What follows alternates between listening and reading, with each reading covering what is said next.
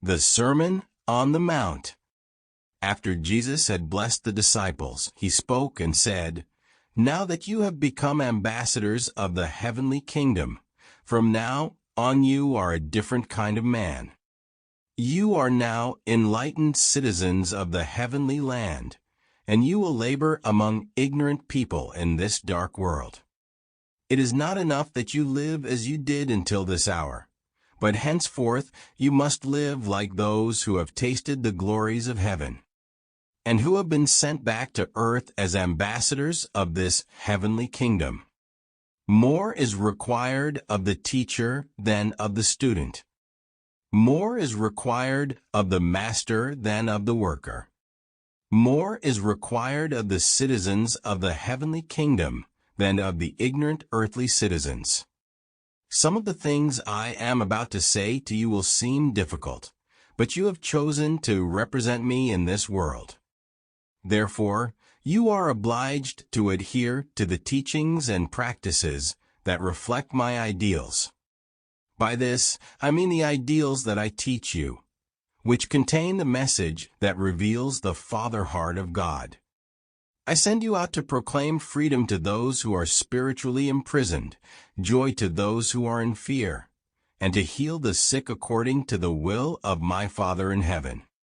When you find my children in care and sorrow, speak to them encouragingly and say, "Blessed are the poor in spirit, for theirs are the treasures of the heavenly kingdom. Blessed are those who hunger and thirst for righteousness, for they shall be satisfied. Blessed are the meek, for they shall inherit the earth. Blessed are those who are pure in heart, for they will see God." And also speak to my children the following words of spiritual consolation and promise. Blessed are those who mourn, for they will be comforted. Blessed are those who weep, for they will receive the spirit of joy. Blessed are the merciful, for mercy will be shown to them. Blessed are the peacemakers, for they shall be called the sons of God. Blessed are those who are persecuted for righteousness' sake, for theirs is the kingdom of heaven. Blessed are you when men shall strike you and persecute you and speak evil of you unjustly. Be glad and rejoice, for great will be your reward in heaven. Brethren, as I send you out, you are the salt of the earth. But if this salt has lost its taste, how shall it be salted? It then no longer benefits anything but to be thrown away. You are the light of the world. A city situated on a hill cannot be hidden. One does not light a candle to hide it under a rug, but one places this source of light on a candlestick. Then it gives light to all who are in that space. Let your light so shine that people will see your good works and be led to glorify the Heavenly Father. I send you out into the world to represent me and to act as ambassadors of my Father's kingdom. And when you go out to proclaim the glad tidings, put your trust in the Father whose messengers you are. Do not resist injustice by force. Do not put your trust in your physical powers. When someone strikes you on the right cheek, turn to him your left cheek. Rather be willing to suffer injustice than to sue one another.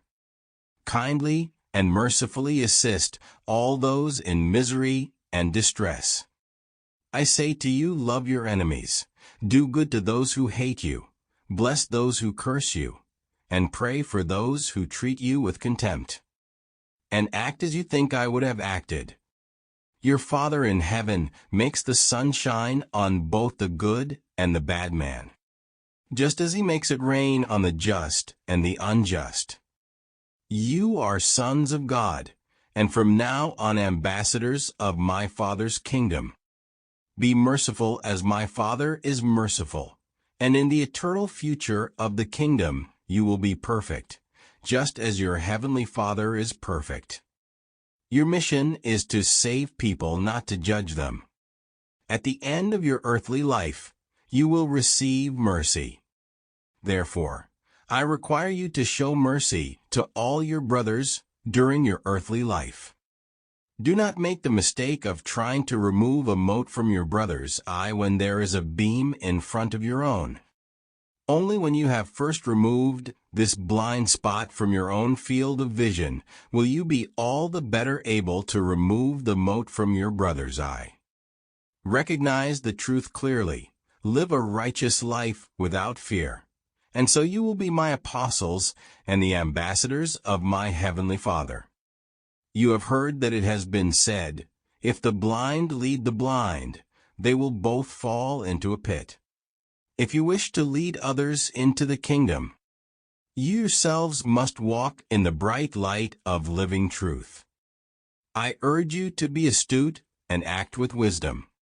Do not present the sacred to dogs, nor cast pearls before swine, lest they trample these trifles and turn around and tear you down. I warn you against the false prophets who will come to you in sheep's clothing, while inside they are predatory wolves. By their fruits you will know them. Does one harvest grapes from thorn bushes or figs from thistles? Likewise, every good tree will bring forth good fruit, but the rotten tree brings forth bad fruit. A good tree cannot bring forth bad fruit, nor can a rotten tree bring forth good fruit. Any tree that does not produce good fruit will soon be cut down and thrown into the fire. To gain access to the kingdom of heaven, it comes down to your motive. My Father searches the hearts of men and judges them according to their inner desires and true intentions. On the great day of judgment many will say to me, Did we not prophesy in your name? And did we not do in your name great miracles? But I shall be compelled to say to them, I never knew you. Never before had the apostles heard Jesus speak in this way, for he had spoken to them as one who possessed supreme authority.